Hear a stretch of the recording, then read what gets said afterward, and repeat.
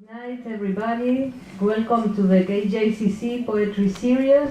I'm Lila Zemborain, curator of this series that for many Americans that are here today, fortunately, has been running since 2004. And we have like 4 readings each semester, more or less. And we try usually to have one event that is bilingual, like this one, and I'm so really happy to have today Ugly Duckling Presse present their books in Spanish, the book from Spanish translated into English. This is something that here at the MFA in Creative Writing in Spanish, which we have also here at NYU, is the first one in the United States. We are trying to establish this kind of connection between poets and writers from all over Latin America and Spain that come for this program for 2 years, and poets and writers from New York or from the United States. So I think this is a great opportunity for you to get together and to talk about whatever you want to talk. And later with the wine, not now, because we are going to have the reading. I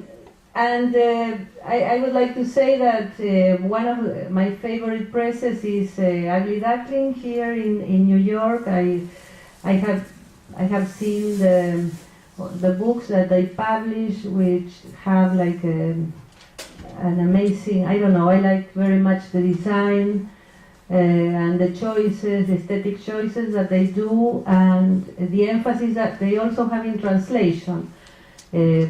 Matvey Yankelevich, who is also a great poet, and I like very much his book that I recommend to the Spanish speakers.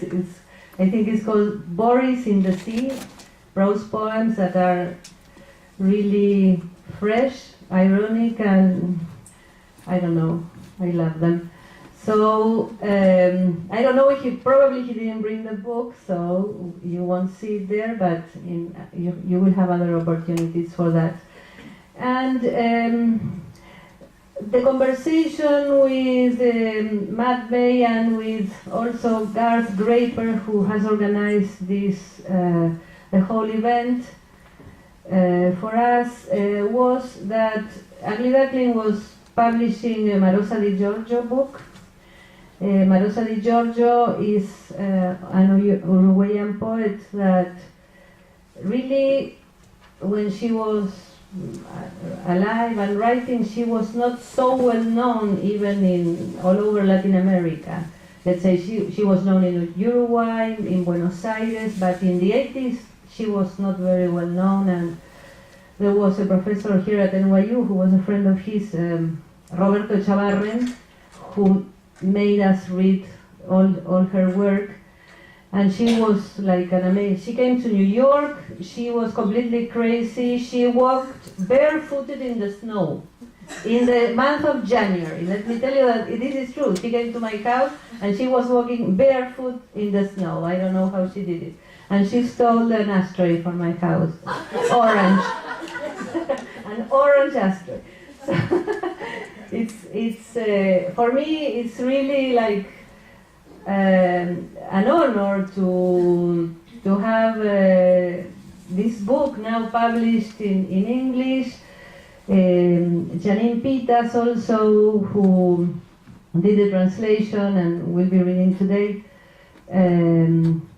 was a student of Maria Negroni, who, you know, like we try very much and we like very much to expand the writers that the contemporary writers from Latin America, because the ones that are known, or from Spain also, the ones that are known are always the same ones. So that's why I appreciate so much the effort of Ugly Duckling Presse.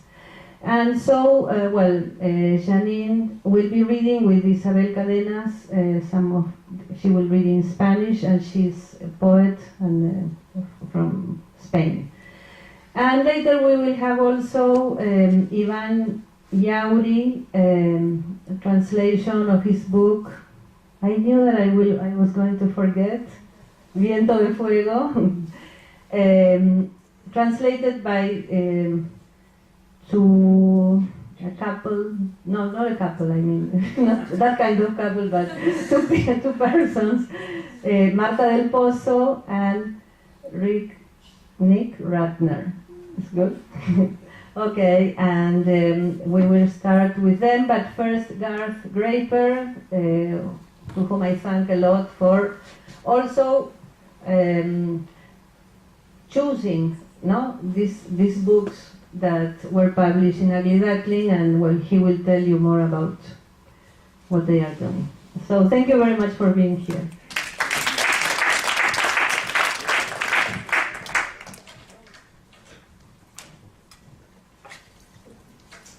Thank you, Lila, for inviting Ugly Duckling to participate in the KJCC poetry series.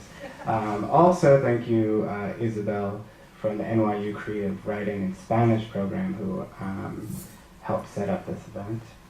I'd also like to thank the translators who all came into town from far away and farther away. Nick and Marta came in from Western Massachusetts, and Jeannine is here from Toronto, Canada. I'll just say a little bit about Ugly Duckling. We're a non-profit art and publishing collective based in Gowanus, Brooklyn. We publish both full-length books and handmade chapbooks, more than 25 titles each year. We focus on contemporary poetry, but we also publish artist books, sort of exploratory essays. Translation, though, has always been an integral part of what we do at Ugly Duckling, and we have an Eastern European poet series which has now more than 25 books in titles published, and in the last few years we've done translations from Spanish, Swedish, Chinese, Greek, French, and a few others. We have tonight available after the reading the two books that Nick and Marta and Jeannine will be reading from tonight, and also a couple of other Spanish language translations that Ugly Duckling's published.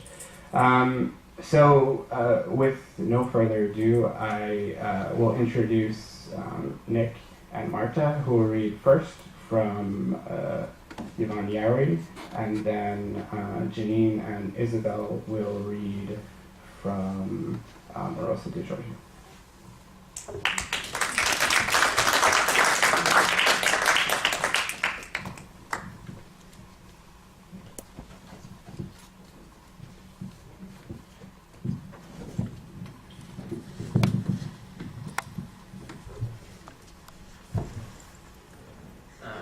Can everyone hear me? All right. Yes? No? Well, first of all, thank you to NYU and King Juan Carlos Center for bringing us here. We're very excited to share our translation with you. And thank you to Garth and Marta and everyone at UDP for getting this book out. This is the first time we've seen it, actually. So, yeah, so yes, we were very excited to be here and share the last 3 years of what we've been doing with you. And I guess we'll just start by letting you know who Yván is, and then we'll talk a little bit about our translation process, and then a little bit about his poetics, and then we'll read, Marta will read Spanish, and I'll read the English translations. So Yván Yauri, he's still alive. He lives in Cusco, in the Huanchac district of Cusco. He was born in 1963. He spent, I think, 17 years in Spain, where he worked as a traveling salesman, more or less, street vendor. He returned to Peru in 1997, where he participated in the popular movement to bring about the end of the Fujimori regime. He Since then, he's directed several magazines, radio programs, and published 4 books. Rastro, 1998, Viento de Fuego, his second book, 2007, Reapertura del Sumario in 2007, and Saga Arante in 2009. So about 3 or 3.5 years ago, I went to Peru with my friend. We wanted to visit the country that Cesar Vallejo is from. And as we went around telling people this, they would suggest that we had to meet this person or this person. And sort of amazingly, through these acts of hospitality, we were introduced to these communities of writers and artists. So in Lima, we met Cesar Gutierrez, a novelist and poet. And in Cusco, we met Yván, who then introduced us to a community of writers and artists that he's a part of, each of whom has a very different sensibility, but all of whom regard him as sort of a father figure, mother figure for their community. So upon leaving, he gave me 2 of his books, and at the time I didn't think that we would translate them, but then when I came back, I started reading them and shared them with Marta, at which point we sort of began. That's where we began to work on the poems. I actually remember I was at this coffee shop in Amherst, and I was just like working on your computer and doing your things. And Nick came and he got a napkin and he just wrote like one of the poems we're gonna be reading now, which is called Ritual. He had it all in his mind, and he was like, "Look at this poem. We should translate it." And I was just looking at it. I still have the napkin, like that was 3 years ago, and that was on my wall all that time. And that's how we began the translation, like through that first like infatuation with that poem, which is the first. And we didn't know where this was going to lead us in the first place. It was just an exercise of translation, like something we would do.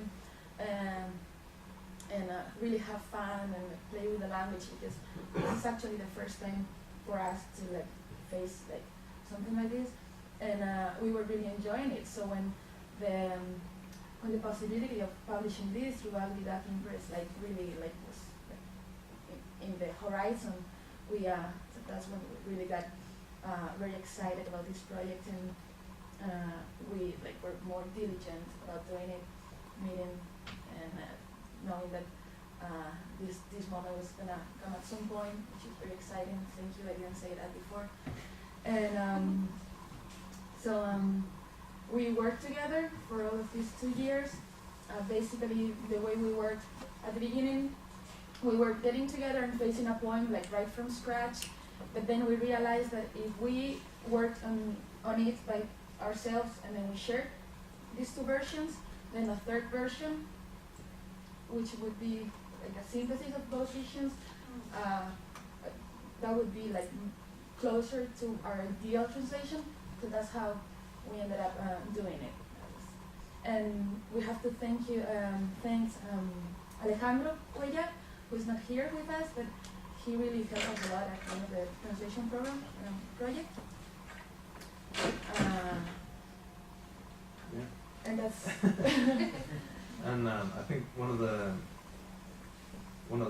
things that really excited us about this project was how we were introduced to it by Yván through a community of people, and that's sort of informed how we translated as well. We saw advice from other translators that we really admire, who were very generous with their advice and assistance, and of course also the poetry itself we were very excited about. Because we found in his poems a heightened political and social consciousness that he managed to interweave with a cosmic vision and a telluric vision. And that was very exciting to us because we hadn't read anything like that in American poetry in quite some time. So that was one of our motivations for translating this book. And we were also amazed at how he could, when he took in a breath it was from something local, and when he exhaled in the song, it became something cosmic that resonated it very far out from the center from what she started, and that dance was something that we wanted to work with. Yeah.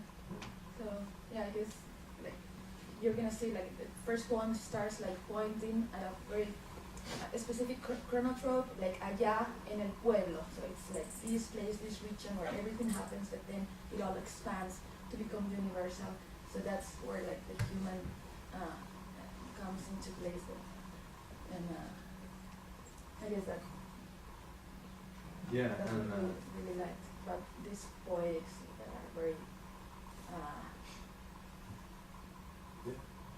well, and we took a lot of stock in there's a quote from Vallejo in which she says the cosmic hunger for human justice, and that's something that we found to be very prevalent, a thread that we could find all throughout his poetry. So we're excited about that as well.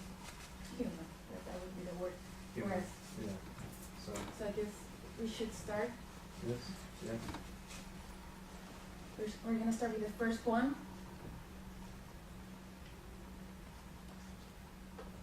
Allá, en el pueblo, astro de la provincia, territorio del cosmos, un poeta recorre los portales anunciando.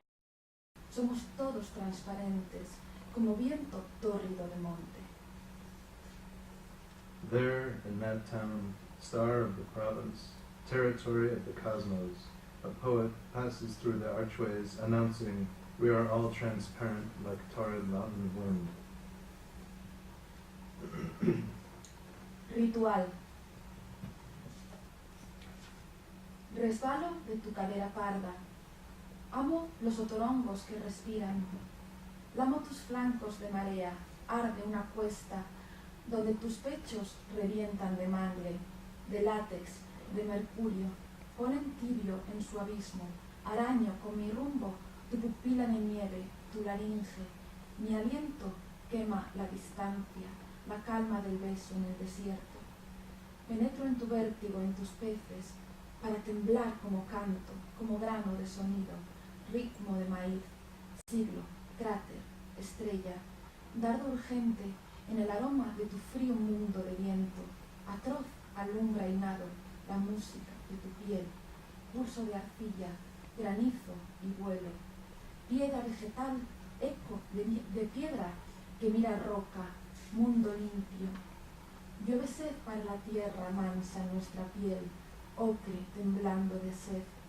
Ahora que falta la trama en la quebrada, su punto de luz, su fuego de torrente, ombligo de la nieve, sobre tu rastro morado arrumaremos los vivos y los muertos. Ritual. I slip from your earthen hips, love the octorongos that breathe, savor your tidal flanks, a slope aflame where your breasts burst with mangroves, with latex, with mercury, warm pollen in its abyss. With my wayward course I scratch your pupil of snow, your larynx. My breath burns the distance, the calm of the kiss in the desert. I penetrate your vertigo, your fish, so that I tremble as I chant, as the sound of grain, corn rhythm, century, crater, star, urgent dark, in the aroma of your cold world of wind, shines atrocious, and I swim, the music of your skin, span of clay, hail and flight, vegetal stone, echo of stone that mirrors rock, clean world raining thirst for the earth. Now that the thread is lost, in the stream, its point of light, its fire of flood, navel of snow, we will pile on your purple trail, the living and the dead.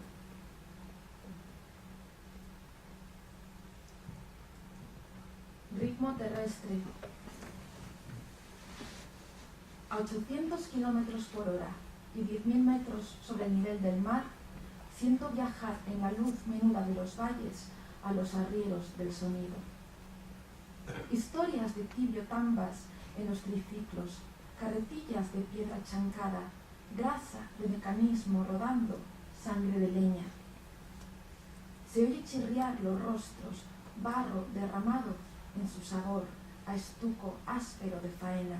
Desde acá se toca el ritmo terrestre, su manta sucia marcando los minutos, la tensión de los nudos, el vértigo bravo del milenio, nuestra guerra, de movimientos contra el tiempo del dueño, un tiempo que resopla por agrestes callejones. Se advierte el color del camino, el uso perfecto del silencio al aterrizar en nuestra piel, el húmedo suelo al acercar nuestro sabio olor de tibio mate. Terrestrial rhythm. At 800 kilometers an hour and 10,000 meters above sea level, I sense them travel in the dim lighted valleys, the mule drivers of sound. Temperate tales of tombos on their tricycles, wheelbarrows of stone crushed, fat of wheels turning, blood from wood. The faces can be heard creaking, spilled clay in its flavor of the acrid stucco of work. From here, the terrestrial rhythm is played, its filthy blanket marking the minutes, the tension of knots, the fierce vertigo of the millennium, our war of movements against the master's venom, a time that blows through pitted alleyways.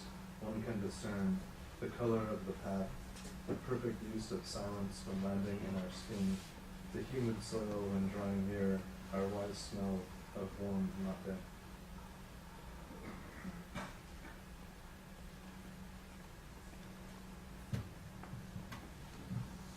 Retorno de la lluvia. Tirado en la hierba, el cielo cobra su verdadero carácter de espejismo. La gravedad muestra su peso, en nuestra condición de artrópodos nos abstraemos. Respirando, aceptamos seguir pescando, cazando, recolectando estos mares de guano donde pastamos, donde nada es más serio que el frío cortando los labios del estómago, salvo un cráneo en la hoguera, el hacha del amo dándonos alcance hasta contar la grasa, pesar los alaridos bajo la tromba fétida del arsenal del imperio. La fisión del odio, la peste, el agua viva y remota lejos del hollín de los pies porosos con que se quiebra el miedo, la intacta soledad, los llanos de azufre, en que buscamos capturar la muerte para siempre. Desde la hierba, la rotación continúa hacia el retorno diario de la lluvia, de la música de los pasos en los cerros, reuniendo el tiempo en su caldero por los desfiladeros del decurso. Aparecemos, desaparecemos, para volver en el embate de las asambleas, arremetiendo cuando todo surge y se transforma con la fuerza de nuestros órganos, hasta devastar los albos previos, y cuando ahora seamos la red y luego un mar negro profundo, todavía persiguiendo el salto de los saltos, el diámetro, el vértice, la imagen, la comarca del sapiens, su gota de arena, el espacio, la poesía.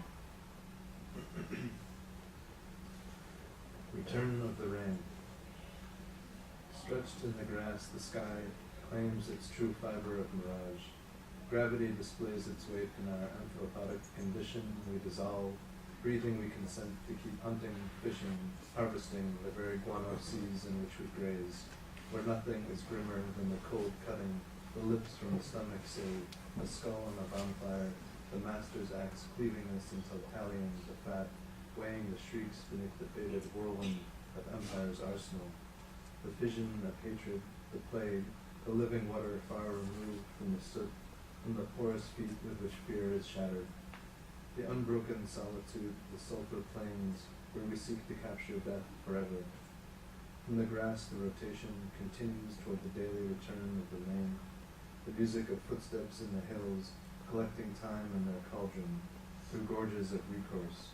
We appear, we disappear, to return, in the pounding of assemblies, charging, when it all surges forth and is transformed by the force of our organs, until the white estates are devastated, and now when we will be the net, and then the deep dark sea, chasing still the leap of leaps, the diameter, the vertex, the image, the region of the sapiens, its drop of sand, space, poetry.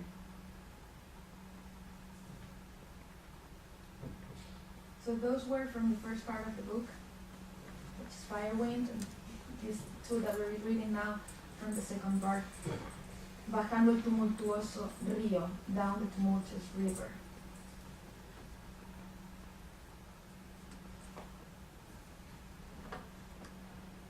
El que espía la perspectiva de estos mundos, jurando transitar en cuarto creciente, captura el éter para lanzarse sobre todos los mortales.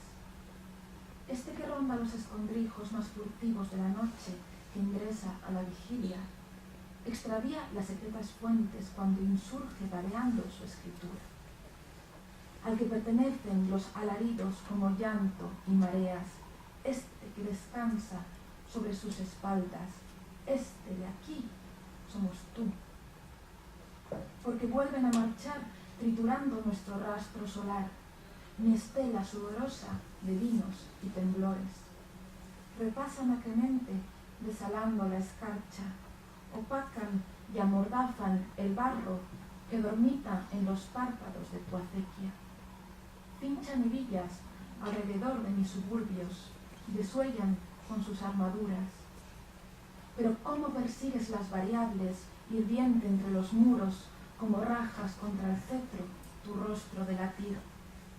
Así como rebuscas la canción en su guarida, otro infructuoso averno de métricas inútiles, resuelves maldecir y derrumbarlo. ¿Cómo redimes la certidumbre más permeable? ¿Cómo te refractas de vital intento? ¿Cómo explosionas?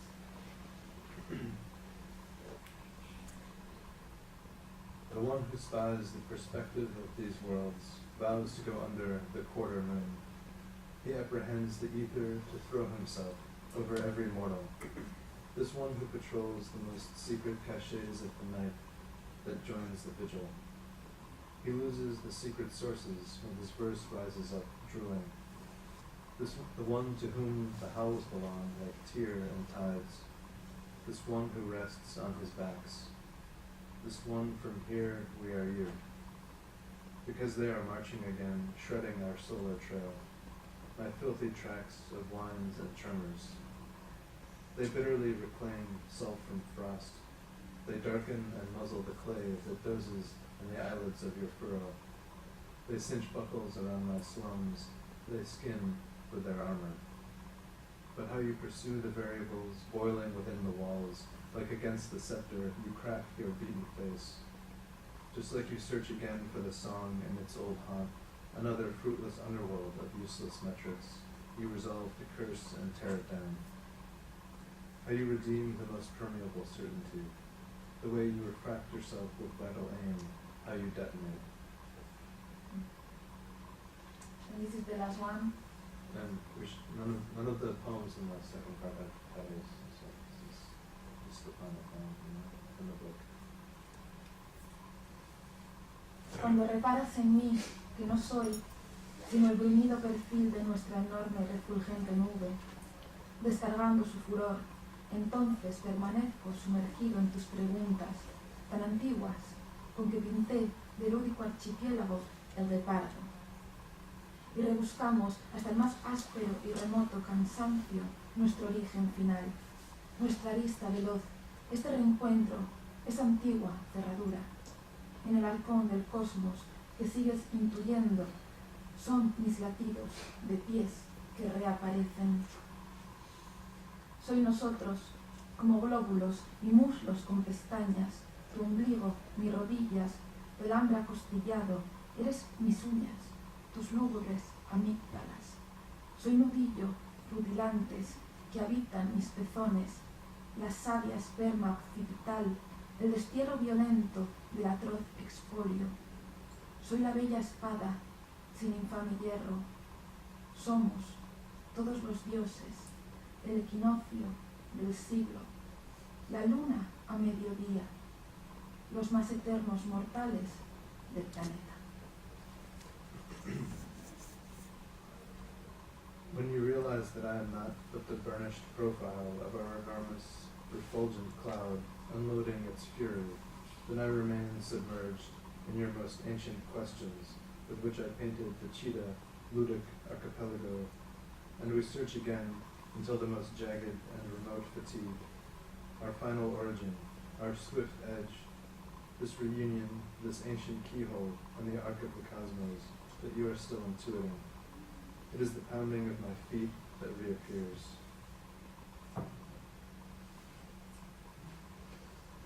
I am us, like globules and thighs with eyelashes, your navel, my knees, wild-ribbed mane. You are my nails, your gloomy tonsils. I am gleaming knuckles that inhabit my nipples, the occipital sperm sap, the violent exile of the atrocious plundering. I am the beautiful sword of no infamous iron. We are all the gods, the century's equinox, the moon at midday, the most eternal mortals on the planet. Thank you.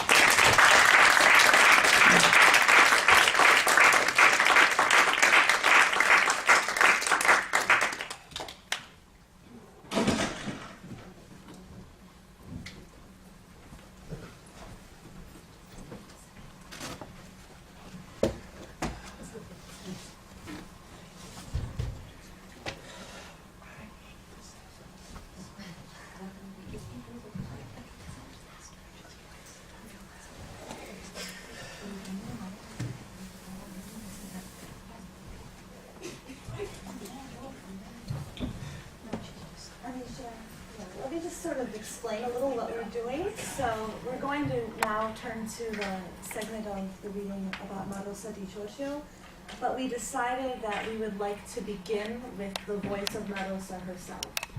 We have a recording, so we're going to begin with that, and I'm going to read, we're going to have one poem in Spanish and then in English, and then I'll talk to you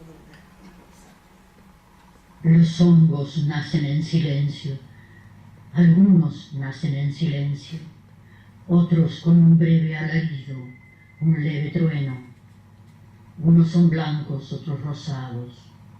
Ese es gris y parece una paloma, la estatua una paloma. Otros son dorados o morados.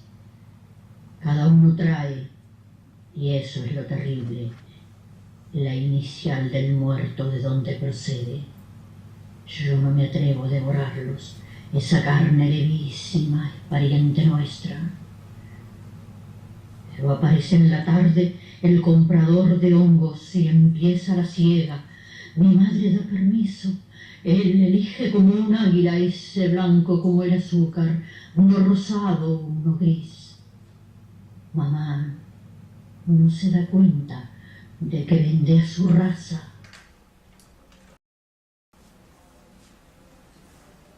The mushrooms are born in silence. Some of them are born in silence. Others with a brief shriek, a soft thunder. Some are white, others pink. That one is gray and looks like a dove, the statue of a dove. Still others are gold or purple. Each one bears, and this is what's awful, the initials of the corpse it comes from. I do not dare to eat them. That most tender meat is our relative. But come afternoon, the mushroom buyer arrives and starts picking. My mother gives him permission. He chooses like an eagle. This one, white as sugar, a pink one, a gray one. My mother does not realize that she is selling her race.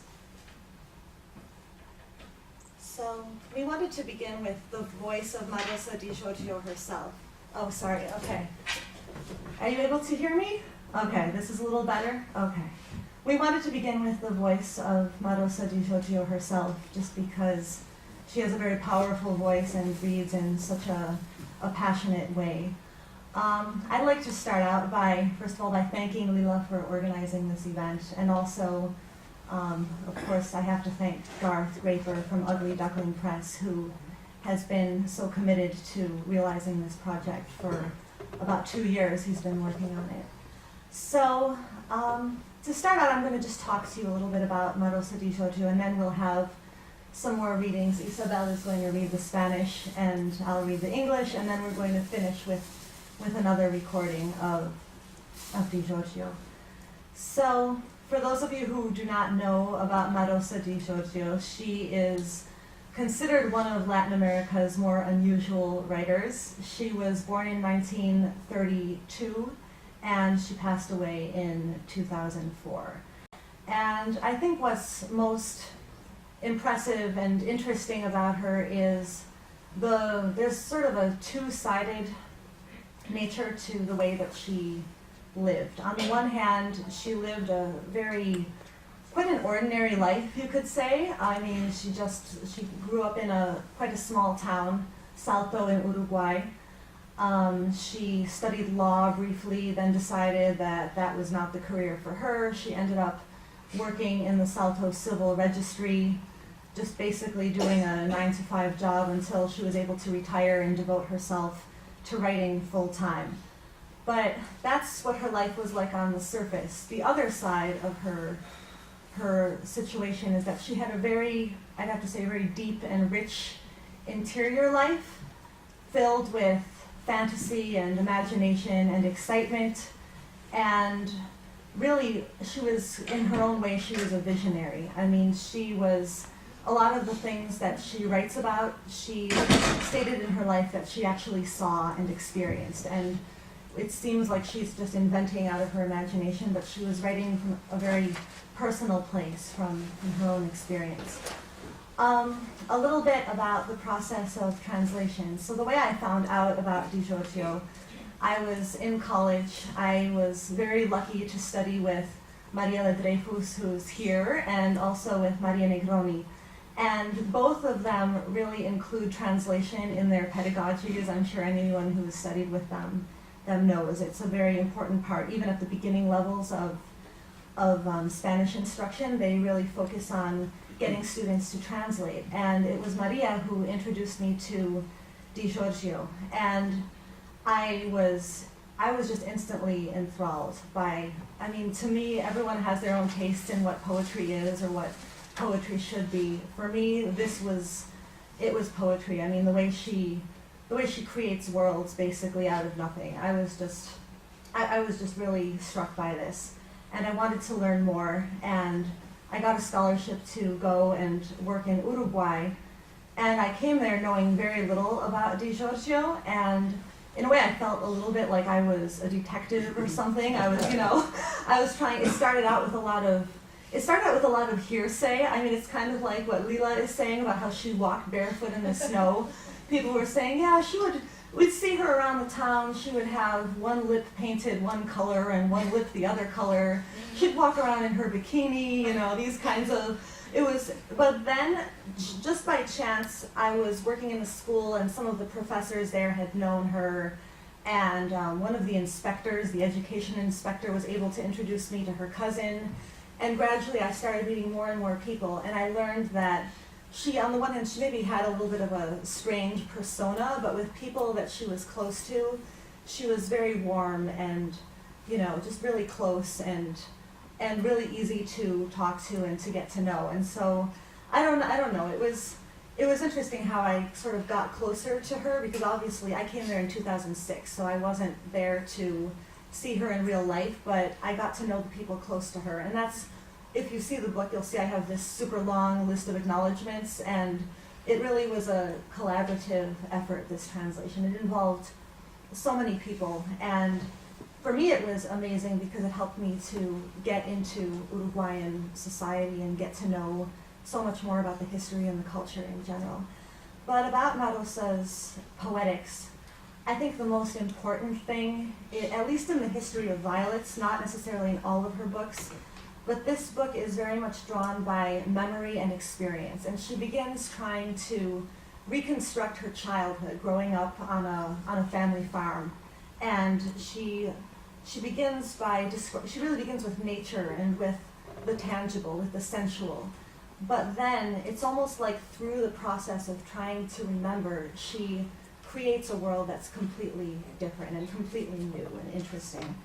And another important aspect, I'd say, is the sensuality of the work, which just permeates everything. It's full of eroticism, but it's not a kind of eroticism between human beings. It's more kind of like all of nature and the entire cosmos is held together by this kind of energy, which is neither good nor evil. It's just this, I don't know, this constant dynamic energy that's taking place. And another thing that I think that's important is her humor. She has a very interesting sense of humor. I mean, I don't know about you, but that most tender meat is our relative. To me, that's kind of funny. A lot of her poems, they have a strange. She's got her own sense of humor in them. So I think that's another part that's important. So, I mean, I'll be happy to talk. I could talk all night about her, but I think we should read a few more poems. So Isabel would come here. You want to, I don't know, you want to sit here next to me, or you want to phone on a microphone? Yeah.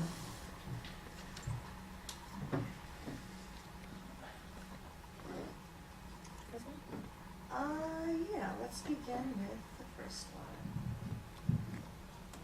Uno.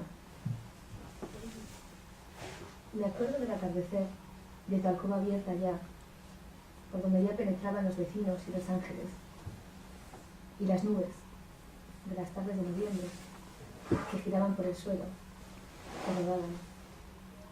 Los arbolitos cargados de jazmines, de palomas y gotas de agua.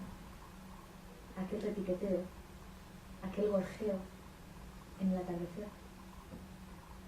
Y la mañana siguiente, con angelillas muertas por todos lados, parecidas a pájaros de papel, a bellísimas cáscaras de huevo. Tu deslumbrador fallecimiento. 1. I remember nightfall and your room's open door, the door through which neighbors and angels came in, and the clouds, November evening clouds, drifting in circles over the land, the little trees burdened with jasmine, with doves and droplets of water, that joyous pealing, endless chirping, every evening the same. And then the next morning, with its tiny dead angels strewn everywhere like paper birds, or the most exquisite of eggshells, your dazzling death. 17. Soy siempre la misma niña, a la sombra de los durazneros de mi padre. Los duraznos ya están oscuros, ocres y rosados, ya muestran los finos dientecillos, la larga lengua de oro, las manzanas y las peras aún son verdes. En su follaje me refugio. Pero espío hacia la casa, escucho las conversaciones, las fogatas. Veo llegar de visita los parientes, los vecinos. Pasa de largo el humo arriba de los pinos.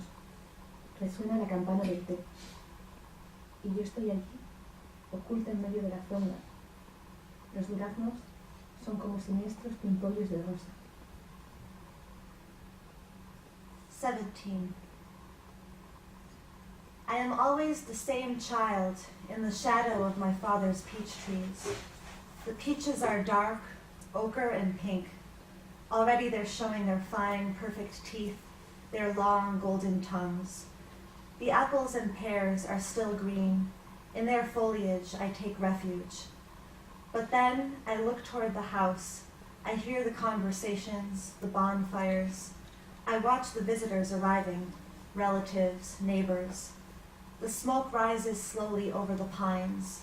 The bell calls us for tea. And I stay hidden among the leaves. The peaches are like sinister rosebuds. 34. No sé de dónde lo había sacado mi padre. Él no salía nunca. Tal vez desde el linde mismo del campo. Allí estaba, el nuevo cuidador de las papas. Y miré la cara color tierra, llena de brotes, de pimpollos, la casaca color tierra, las manos extrañamente blancas y húmedas, que tentaban apuntarlas en rodajas y freírlas. Pero el abuelo no dijo nada, y mi madre tampoco. Solo los perros adivinos empezaron a dar saltos y a gruñir y hubo que echarlos al jardín y ponerlos el cerrojo. Él se marchó, escopeta al hombro, hacia el gran cantero. Allí quedaría bajo la luna, apuntando a los posibles ladrones, a las tomas que bajaran del bosque y sobre todo a las librecitas roedoras. Pero cuando cayó del todo la sombra, mi raro corazón ya caminaba a saltos, manejando una sangre ya confusa. Fui a ver a mi madre. Ella estaba apoyada en la ventana, su recto perfil mirando hacia las sombras. No me atreví a decirle nada. Volví a mi alcoba, cerré las puertas. Los astros, con su plumaje de colores, empezaron a volar de oeste a este, de un mundo a otro. Me levanté, crucé el jardín. Los perros gruñeron. No tenía miedo. Había tal resplandor, además. Conocía todos los escondites, los subterfugios. Hubiera podido desaparecer bajo la tierra. Lo terrible fue que él me estuvo apuntando desde el principio. Cuando mordí la primera ramita, disparó, caí, me dio por muerta. Durante toda la noche, aunque soñé cosas increíbles, mis ojos permanecieron abiertos y mis largas orejas se mantenían atentas. Solo mis 4 patitas entrechocaban temblando. Al alba él me tomó, me alzó. La sangre rodó por mis flancos. Caminaba hacia la casa. Ya, allá, había un rumor confuso. Alguien estaría levantado ya en la cocina. Tal vez los abuelos. Él entró. Mis ojos se nublaron terriblemente. Me arrojó allí. Dijo: noche tranquila. Una sola liebre. I don't know where my father had found him. He never went out. Perhaps at the very edge of our field, there he was, the new guardian of the potatoes. His face was earth-covered, filled with sprouts and buds. His cloak was also earth-colored. His hands strangely white and moist, tempting you to cut them in slices and fry them. But neither my grandfather nor my mother said anything. Only the fortune-teller dogs started jumping, growling so loudly that we had to lock them outside. The guardian went out, shotgun over his shoulder, up to the big patch.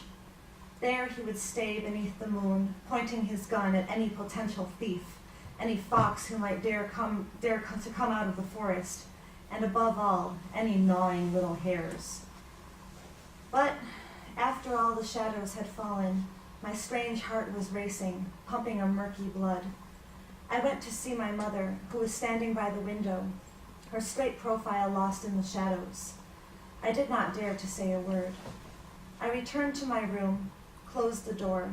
The bright plumaged stars started to fly from east to west, one world to another. I got up, I crossed the garden, the dogs growled. I wasn't afraid. The night was gleaming so, and besides, I already knew all the hiding places, all the subterfuges. I could have disappeared under the earth. The terrible thing was that he had been pointing his gun at me from the beginning. When I bit the first stem, he fired. I fell. He took me for dead. All night long, even though I dreamed of incredible things, my eyes remained open and my long ears stayed alert. Only my 4 little feet hit each other, trembling. At dawn he came for me, lifted me. The blood ran down my sides. He walked toward the house. Already over there, already there came strange, vague murmurs. Someone was probably up. Already in the kitchen, maybe my grandparents. He stepped inside. My eyes were terribly clouded and threw me to the floor. An easy night, he announced. Just one hair. So, shall I read the next one first? Okay, so we wanted to also end with the voice of Marosa. So, on our recording, this recording, by the way, is it's Marosa reading a whole series of her poetry from her many books that she wrote throughout her life. So she recorded this, I'm not sure exactly when, but there were only 2 from Historia de las Violetas here. So I will read number 20 and then we'll end the recording. So this is number 20. The daisies embraced the whole garden. First, they looked like golden rice. Then they opened for real. They were like deformed, circular birds with a single golden or silver surrounded by so many wings.